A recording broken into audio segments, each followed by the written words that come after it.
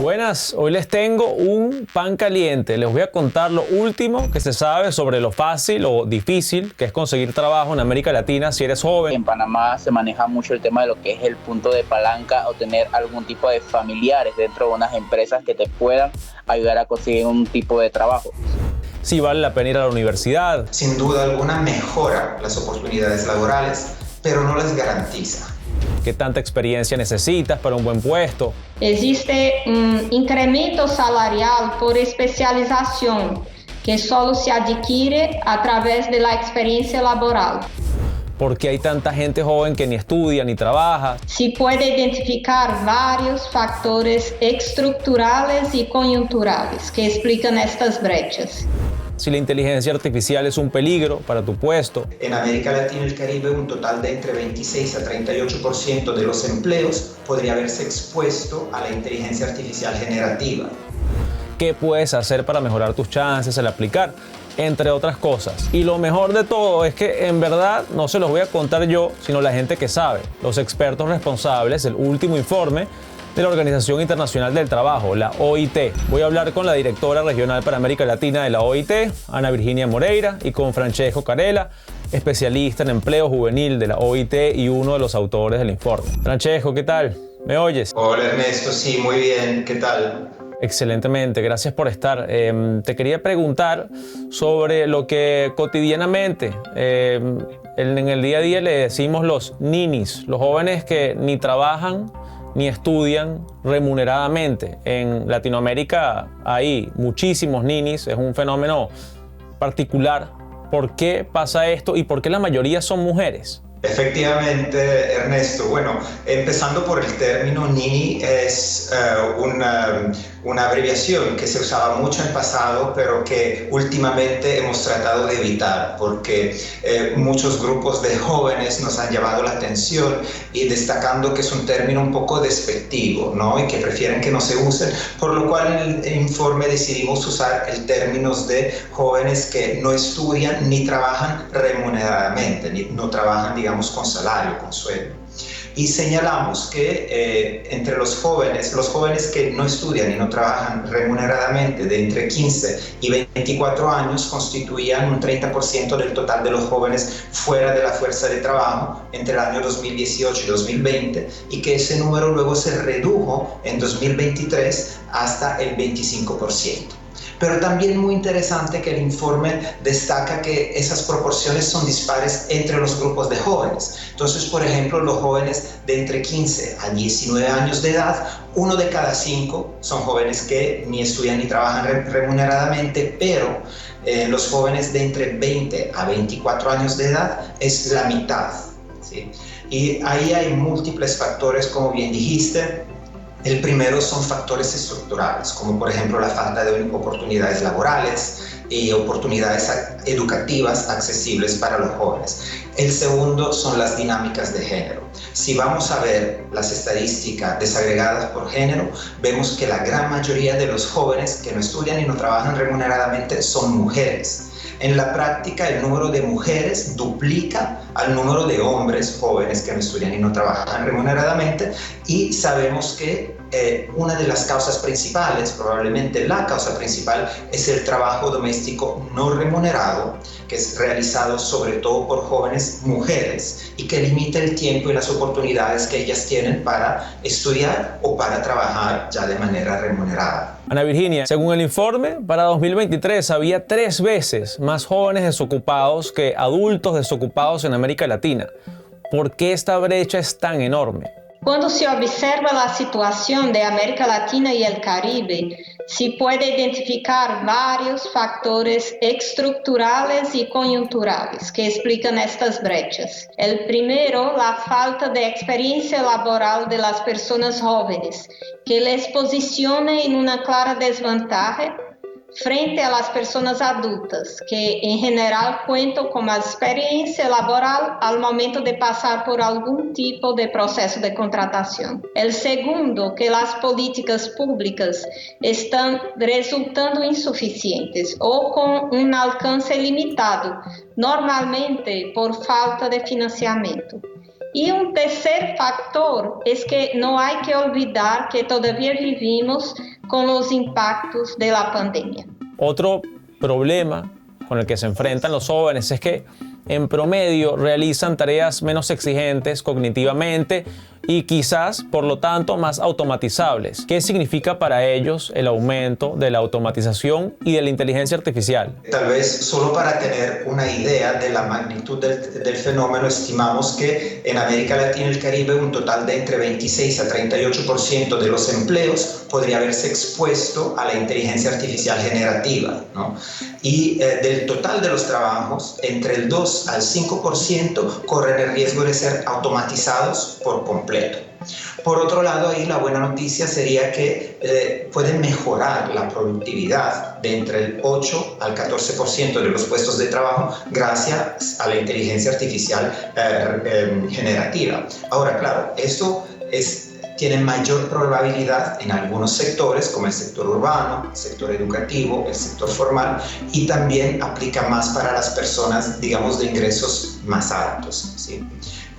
Realmente casi 17 millones de empleo en la región podrían verse obstaculizados debido a las brechas de acceso digital y brechas de infraestructura, por lo cual el informe identifica claramente que un desafío grande para los jóvenes en la región es el cierre de la brecha digital. No solo cerrando esa brecha podemos asegurar de que la transformación tecnológica que mencionaste sea más inclusiva, más equitativa, sobre todo para los jóvenes. Y algo que el informe destaca en ese sentido es la importancia de un diálogo social entre el Estado, las organizaciones de empleadores del sector privado y los trabajadores para establecer estrategias que permitan facilitar la inserción laboral de los jóvenes, incluyendo a través de la formación en competencias digitales, que será tan fundamental en el futuro próximo. Francesco, según el informe, una queja constante de los entrevistados fue que conseguir un buen empleo con frecuencia tiene que ver con los contactos y no tanto con el talento. ¿Sabemos algo sobre lo común que es obtener un empleo por contactos en América Latina? Para nosotros en este informe era importante no solo tener la parte cuantitativa basadas en estadísticas oficiales de los países, encuestas de hogares, etcétera, sino también esa parte cualitativa, ¿no? De entrevistar, de hacer grupos de escucha con los jóvenes. Y ahí una de las varias cosas que destacaron es el uso de redes personales y familiares, que parece ser una vía muy usada en América Latina y el Caribe para conseguir trabajo. Ahora, es difícil determinar su magnitud oficialmente, ¿no? Pero sí queda claro que hay bastante espacio de mejora por parte de los estados, por ejemplo, fortaleciendo los servicios públicos de empleo, pero también por parte de las mismas empresas para fortalecer sus procesos de selección, para que esos procesos se basen en las calificaciones y competencias de los jóvenes y no tanto en lazos familiares o de conocidos, etc., ¿no? También destacamos que es bastante importante que las empresas establezcan estrategias específicas de contratación de personas jóvenes. Ya, y es que las palancas o los enchufes, como se les dicen, también reproducen desigualdades sociales porque una familia adinerada con frecuencia va a tender a conocer otras familias adineradas o con acceso a puestos de trabajo y por el contrario una familia pobre no lo va a hacer, ¿no? Así es, y es precisamente un poco el rol de las políticas públicas y de los actores del mundo del trabajo de tratar de equilibrar estos desequilibrios y esas desigualdades que existen, ¿no? Para dar la posibilidad a los jóvenes independientemente de su extracción social, digamos. Sí, exacto. Y una de las maneras tradicionales en las que se busca cerrar brechas de desigualdades a través de la educación, ¿no? Se le llama la escalera social y todo esto. ¿Qué tanto aumenta las probabilidades de conseguir un buen empleo, ir a la universidad en América Latina? Digamos que tener esa educación superior universitaria, sin duda alguna, mejora las oportunidades laborales, pero no las garantiza, ¿no? Y el informe en ese sentido destaca de que muchos jóvenes, así tengan títulos universitarios, al final enfrentan desempleo o sobrecualificación, es decir, que trabajan en empleos que no requieren realmente su nivel de educación superior, están subempleados.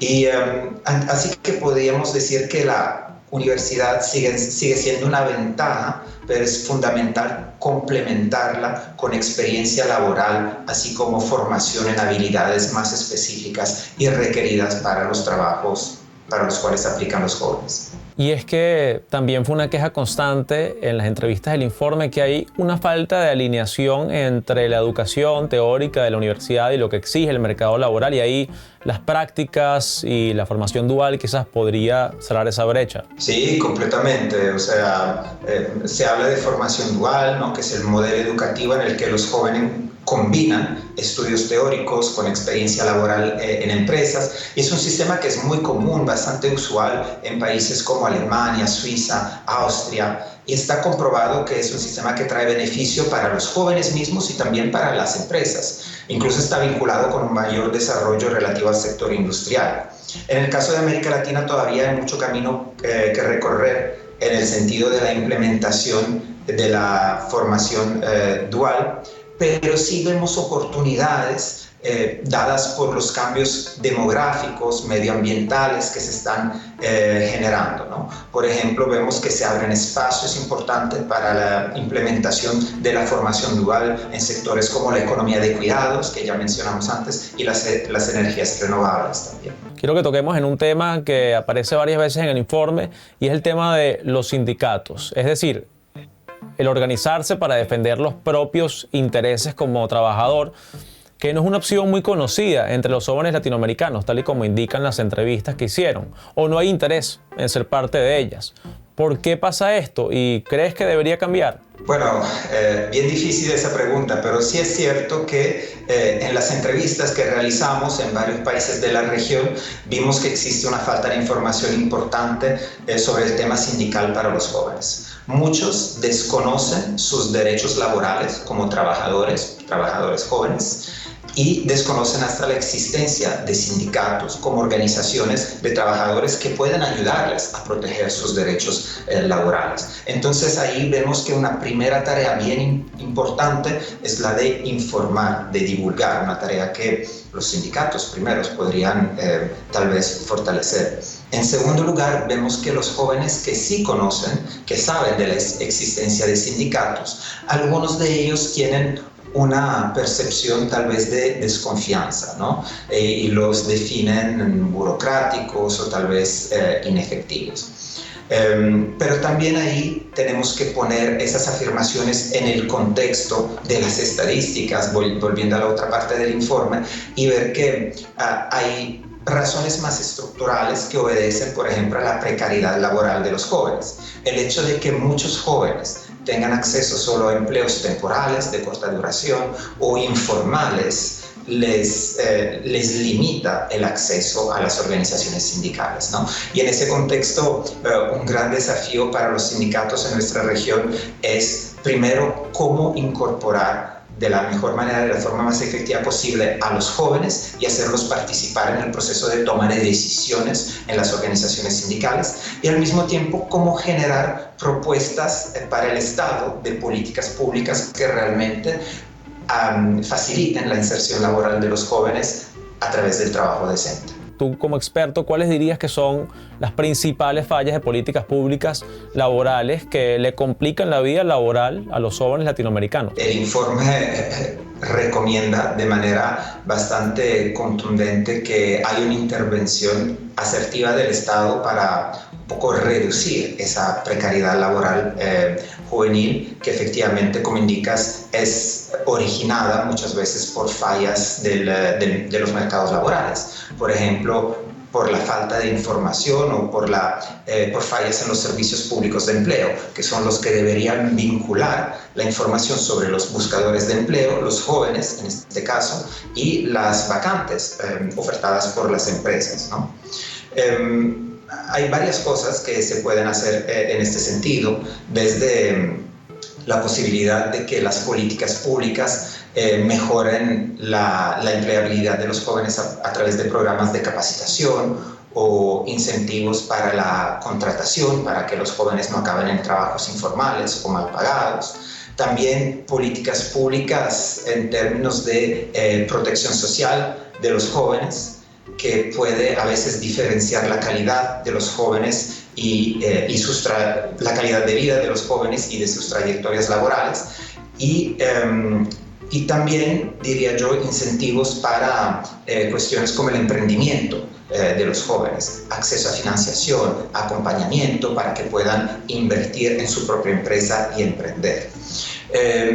También algo fundamental es que para poder cerrar esas brechas y responder con políticas públicas, algo muy importante es la parte de conocer a los jóvenes, tener datos sobre esa población para poder formular políticas públicas basadas en la evidencia, ¿no? Y otra vez más voy a poner sobre la mesa la importancia de que para afrontar ese desafío tan grande, el rol del Estado es fundamental, pero también igual de crucial es el diálogo social tripartito entre el Estado, entre los representantes de los empleadores, de los empresarios, etc., y las organizaciones de trabajadores organizadas o sindicatos para dar respuestas realmente sistémicas y efectivas. Sí, que haya un diálogo, ¿no? Y negociaciones y compromisos, y bueno, el Estado es uno de esos actores, y quizás alguien en su casa que nos escucha piensa en Estado y políticas públicas, inmediatamente le da como un escalofrío, piensa en algo malo. Es relativamente común ver al Estado como un enemigo en la región. De hecho, hay partidos enteros cuya narrativa gira en torno a esto. Pero cuando uno ve a los países con mayor índice de desarrollo humano, son países en los que el Estado juega un gran rol. Noruega, Dinamarca, Suecia, los mismos de siempre. Son países también con brechas de género pequeñas y tasas bajas de desempleo juvenil. Mi pregunta es, Francesco, ¿el Estado debe ayudar a solucionar la precariedad laboral juvenil o es mejor dejárselo todo al libre mercado, como proponen algunos? No, bueno, yo creo que el informe recomienda muy claramente que sí es importante una intervención del Estado, porque son dos temas bien complejos, como destaqué anteriormente, cuestiones de tener información sobre la situación de los jóvenes, de formular políticas públicas que sea para fortalecer los servicios públicos de empleo, los sistemas de formación profesional, cómo aseguramos de que estén acordes a las necesidades de la empresa. O cómo podemos asegurarnos de que haya servicios de cuidados, por ejemplo, para que las jóvenes mujeres que ahora no tienen acceso a la educación o al trabajo remunerado por tener que realizar trabajo doméstico o cuidado de niños, cuidado de adultos mayores, tengan acceso a esos servicios. Obviamente hay un rol muy importante para el Estado, como también de nuevo en diálogo social tripartito con otros actores como la empresa y los sindicatos. Sí, el informe lo deja bastante claro. Otra cosa que deja claro el informe, y es algo que mencionábamos antes, es la importancia de la formación dual. Es algo fundamental, la formación dual en muchos países industrializados, pero en América Latina es un concepto casi desconocido. ¿Podrías, por favor, explicarnos qué es la formación dual y decirnos qué beneficios puede tener para un empleador y para las empresas? Sí, bueno, la formación dual es un modelo en el cual los jóvenes combinan esos estudios más académicos o teóricos con una experiencia laboral en las empresas. Tiene beneficios para ambas partes, las empresas y los jóvenes que están formándose y empezando a trabajar, y esos beneficios están comprobados en muchos estudios académicos, y tanto que es un sistema que se ha vuelto bastante común en varios países europeos, ¿no? Empezando por Alemania. Todavía falta mucho por desarrollar en ese sentido en América Latina, pero sí ese vínculo entre formación profesional, educación y mundo del trabajo es fundamental para que los jóvenes puedan tener acceso a un trabajo decente, lo cual quiere decir, entre otras cosas, un empleo formal, un trabajo formal, derechos y mejores oportunidades para su futuro.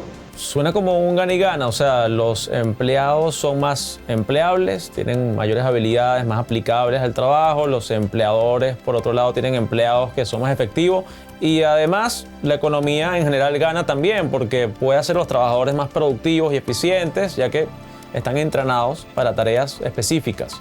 Así es, pero realmente parece fácil, pero solo se puede alcanzar a través de esos diálogo, ¿no?, social, porque realmente no hay cómo alcanzar ese nivel sin un buen intercambio entre el Estado y la empresa, la formación profesional o educación universitaria y la empresa, y desde luego el sector trabajador también, ¿no?, que debe ser asociado a este diálogo sobre el rol que tendrían los jóvenes trabajadores o estudiantes en formación dual y el rol que tendrían ya los trabajadores con puestos más fijos o más permanentes en las mismas empresas. Ana Virginia, según el informe, según lo que entendí, el desempleo juvenil no es solo desempleo juvenil, es decir, puede significar también precariedad laboral a largo plazo y tener un impacto en el desarrollo sostenible de un país, o sea, tiene efectos estructurales que van más allá de lo individual. Es muy importante la forma como los trabajadores jóvenes ingresan en el mercado laboral. Por esto, un aspecto que ha sido resaltado en el informe es la cuestión de la informalidad laboral, que afecta de una forma especial a los trabajadores jóvenes. Y esta es una preocupación de la OIT, porque hay una vulnerabilidad mayor, claro, de los trabajadores informales a situaciones de desigualdad y pobreza. Sabemos que su importancia difiere entre diferentes sectores y grupos de trabajadores, pero hay una vulnerabilidad mayor de trabajadores jóvenes. Desde la OIT se ha demonstrado cómo la crisis de COVID-19 ha afectado a los trabajadores jóvenes, generando mayores niveles de desempleo e informalidad. Sabemos que también hay otros factores que no pueden ser olvidados. Uno de ellos es la brecha de género. En nuestra región, las mujeres jóvenes enfrentan mayores dificultades para acceder a empleos formales y suelen estar sobre-representadas en actividades informales o de cuidado no remunerado. Ana Virginia, en la región los jóvenes ganan en promedio 40% menos que los adultos. Es una brecha gigantesca. ¿Por qué es tan grande? Bien, hemos citado aquí la cuestión de la experiencia laboral, que muchas veces es un obstáculo para la participación del joven para conseguir aquel primer empleo. Aquí también está presente este elemento. Al disponer de menos experiencia laboral, esto también se refleja en los salarios, que tienden a incrementarse conforme se acumula dicha experiencia. Existe un incremento salarial por especialización, que solo se adquiere a través de la experiencia laboral. Como es obvio, los jóvenes realizan actividades más generales, menos especializadas, pero conforme desarrollan experiencias y competencias, se especializan y reciben mejores salarios. Estos datos también reflejan las vulnerabilidades de los jóvenes en el mercado del trabajo. En actividades informales también los ingresos son más bajos. Ya, entiendo. Sí, sufren del problema del recién llegado, ¿no? No tienen experiencia, no han sentado pie en el mercado laboral y se consiguen una cantidad de barreras que son únicas de ellos. Ana Virginia, te doy muchísimas gracias por tu tiempo, gracias por estar y por compartir tu conocimiento. Nos quedamos con Francesco. Ahora, pasando a recomendaciones, Francesco, para personas que nos están escuchando, viendo, ¿qué puede hacer alguien que está, por ejemplo, en secundaria para mejorar sus probabilidades de conseguir un buen empleo, o alguien que está en la universidad? Bueno, para que alguien que esté tal vez en secundaria, terminando la secundaria, una recomendación muy importante es, diría, aprender habilidades digitales, ¿no? Porque en el mundo laboral actual el poder dominar herramientas tecnológicas básicas y avanzadas aumenta sin duda alguna las probabilidades de empleabilidad. Una segunda recomendación es buscar cuanto antes oportunidades de voluntariado o pasantías o hasta oportunidades laborales en algunos casos, porque cualquier experiencia práctica del mercado de trabajo es muy valiosa para desarrollar habilidades y familiarizarse con el mundo laboral a los cuales los jóvenes buscan tener acceso. Una tercera y última recomendación que tendría para ese grupo de jóvenes es desarrollar sus habilidades blandas, les dicen algunos, o transversales, porque habilidades como la comunicación, el trabajo en equipo, la resolución de problemas o conflictos son competencias clave hoy en día en cualquier empleo y que van a poder transferir a diferentes contextos laborales o en general de sus vidas futuras. En el caso de alguien que esté en la universidad o vaya a salir de la universidad, que también me preguntaste, yo diría no posterguen la oportunidad de realizar prácticas profesionales, de trabajar, ¿no? De nuevo, porque son esenciales para ganar experiencias del mercado laboral y para establecer contactos con la industria. También pueden complementar la educación superior con cursos especializados para aprender alguna herramienta que tal vez sea particularmente útil en su rama específica de especialización de estudios. Y por último, diría, muy importante, construir una red de contactos. En una de las preguntas anteriores, Ernesto me preguntaba sobre los lazos, los vínculos familiares, conocidos, etc.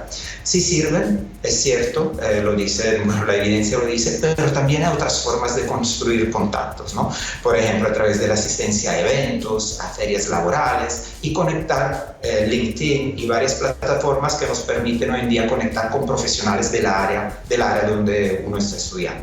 Genial, y esta pregunta, la última que te quiero hacer, ¿qué crees que podría ser una persona que ni trabaja ni estudia remuneradamente, que quiere empezar a activarse en la vida laboral? ¿Qué le recomendarías? Bueno, primero es difícil generalizar, ¿no? Porque es muy importante evaluar cada caso particular, identificar los intereses, las habilidades del joven, reflexionar sobre el tipo de empleo, de formación que le interesa o que le motiva. Pero también quiero decir que en general algo que se puede aprovechar hoy en día son los programas de formación gratuita, que en muchos casos son accesibles por internet o hasta de manera presencial según los lugares donde uno esté viviendo, y luego empezar esa búsqueda de empleo, ¿no? Así sea temporal, acercarse a los lugares que pueden facilitar la búsqueda de empleo de uno, como por ejemplo los servicios públicos de empleo que existen en muchos países de la región y que podrían permitir el acceso a una primera experiencia laboral, así sea temporal, pero que luego puede a su vez llevar a una vacante más estable, un puesto más estable en el mercado laboral. Como última recomendación, tal vez lanzar un mensaje un poco más positivo, de esperanza, para los jóvenes que están en esta situación, recordándoles que no están solos y no es un problema que necesariamente tengan que resolver solos.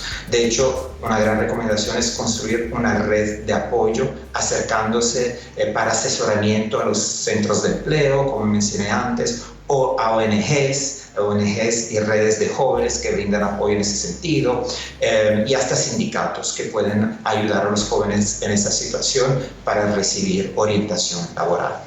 Genial, Francesco. Bueno, pasemos de una a hablar con Carlos, que nos va a hablar un poco sobre su experiencia estudiando y buscando trabajo. Carlos, ¿qué tal? Gracias por estar aquí. Hola, gracias nuevamente por la oportunidad. Saludos desde Panamá. Como todos sabemos, los jóvenes hoy en día tenemos un poco más de dificultad en lo que es al momento de adquirir nuevas experiencias laborales. Como muchos hemos tocado un punto desde una perspectiva diferente, en Panamá se maneja mucho el tema de lo que es el punto de palanca o tener algún tipo de familiares dentro de unas empresas que te puedan ayudar a conseguir un tipo de trabajo. Generalmente lo que las empresas pasa acá en Panamá es que no te contratan personas que no tengan un rango de estudio superior o que tengan ya sea algún tipo de experiencia previamente en lo que es el campo que ellos están ofertando. Y en muchas ocasiones lo que se nos hace es un poco más complicado en conseguir trabajos que no estén directamente relacionados al campo o al estudio que nosotros estamos acostumbrados ya o tenemos un tipo de experiencia previa. Por ejemplo, en mi caso, soy estudiante de Derecho, estoy previamente a cumplir ya lo que es mi objetivo Se me ha hecho un poco dificultoso en el tema de que muchos de los bufetes o instituciones jurídicas no contratan jóvenes que tengan un rango de 21 a 25 años, sino prefieren un tipo de personal ya previamente capacitado, que tenga más tipo de estudio o que cuenten con un diplomado o algún tipo de maestría ya relacionado a lo que es su campo. Y entonces en esta parte se me ha hecho difícil conseguir una oferta laboral que pueda cumplir ya con los objetivos que acá en Panamá están pidiendo o estar debidamente calificado.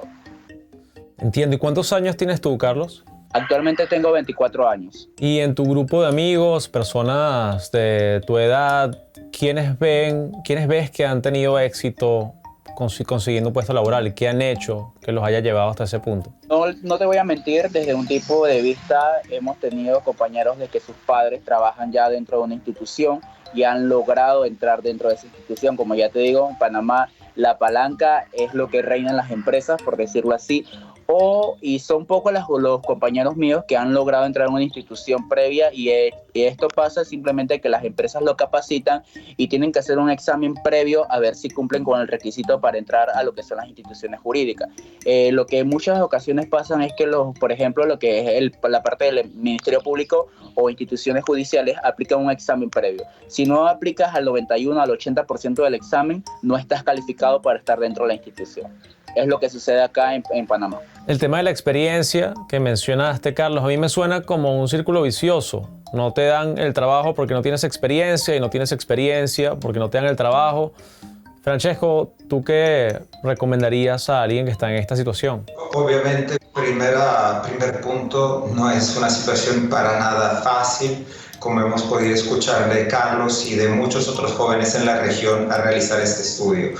Pero sí, algunas de las recomendaciones del estudio apuntan a la importancia de, al mismo tiempo que uno se está formando, que está estudiando, tratar de conseguir algún tipo de, si no es trabajo, de práctica profesional, algo que lo acerque al mercado de trabajo, voluntariado, por ejemplo, y otras oportunidades parecidas. Fortalecer o aprender, por un lado, las habilidades digitales que son y serán cada vez más solicitadas, requeridas en el mercado laboral, y por otro lado, esas competencias transversales que mencioné como la comunicación, trabajo en equipo, resolución de problemas, porque hemos visto que eso sí son esas habilidades que los empleadores, la empresa, están buscando. Y por último, de nuevo, tratar de, en la ausencia de un acceso a un empleo, tal vez tratar de construir una red de contactos que para los que no tienen la suerte de tener una palanca, como nos decía Carlos, ¿no? Que muchas veces hace la diferencia, tal vez se pueda construir esa red a través de plataformas online, ferias laborales, asistencia a eventos de empresarios, empleadores, reclutadores, etc. Sí, es importante que hay maneras de tomar acción para salir de lo que podría convertirse en un círculo vicioso. Y Carlos, tú estudiaste Derecho. Te quería preguntar por la oferta y la demanda. ¿Hay suficientes plazas laborales en relación a la cantidad de gente que está buscando trabajo? Desde el punto de vista jurídico, en verdad Panamá sí ocupa bastante lo que es las plazas de ofertas en la parte jurídica, debido a que Panamá ha ido creciendo un poco en lo que es la parte económica y también judiciales. Han implementado más lo que es las ofertas judiciales, lo cual sí ha permitido a muchos obtener una plaza de trabajo en la parte legal y jurídica. Han abierto más buffet, más despachos jurídicos, pero lo cual se nos ha hecho un poco difícil es a los jóvenes, porque como ya te lo mencionaba, no tenemos el rango o la capacidad para ocupar esa parte que ellos están exigiendo. Ya, entiendo. Y ¿sientes que lo que estudiaste en la universidad o las habilidades que tienes en este momento se valoran en el mercado laboral? ¿Los empleadores las están buscando? Actualmente, en una parte sí, se podría decir como un 50 a un 25%, porque mucho de lo que aprendemos en una facultad no se va a aplicar dentro de lo que es la plaza jurídica o lo que ellos están exigiendo. Es totalmente diferente en esa parte. Francesco, ¿qué sabemos en base al informe sobre esta discrepancia entre lo que dan en las universidades y lo que exige el mercado laboral? Lo tocamos muy brevemente en la parte anterior, pero quisiera volver a refinarlo? Yo creo que hay varias cosas, ¿no? Pero tal vez una conclusión que sí podemos sacar de los diferentes hallazgos del informe es que lo que se aprende en la universidad en muchos casos no es suficiente para el mundo del trabajo. No es lo único que un empleador está buscando, ¿no? De ahí que se vaya a hablar de la importancia de las competencias digitales, de las habilidades blandas o transversales que no en todas las universidades se enseñan, o por ejemplo, o por lo menos no en todas las universidades se adquieren. Y también de ahí la importancia de tratar de combinar la experiencia de educación superior universitaria con prácticas profesionales, voluntariados, y la razón también por la cual en el informe se destaca, y ya lo conversamos, lo positivo que puede ser un modelo de formación dual, ¿no? Carlos, ¿la formación dual es algo de lo que se habla en Panamá? ¿Conocías el término? Primera vez que lo escucho. Relacionadamente no nos han tocado lo que es tal vez en otras facultades que se implementa más lo que es la parte económica, lo he estado escuchando, pero en nuestra facultad no es algo que no se ha comentado así directamente. ¿Y el tema de las prácticas, cómo es? ¿Suelen ser pagas? ¿Suelen ser sin remuneración? Las prácticas las hacemos dentro de un campo jurídico dentro de la universidad, no son remuneradas, sino que son por horas y es como un requisito previo para nosotros poder graduarnos y obtener el título. No son ningún tipo de remuneración, recibimos alguna. Ya, entiendo. Y no solamente en tu campo, que es el campo jurídico, sino en general en tu entorno y gente de tu edad, ¿ves que quienes tienen trabajos tienen un sueldo con el cual pueden independizarse, subsistir por su cuenta? Actualmente en Panamá se establece lo que es el salario mínimo, que son 657 balboas americanos, por decirlo.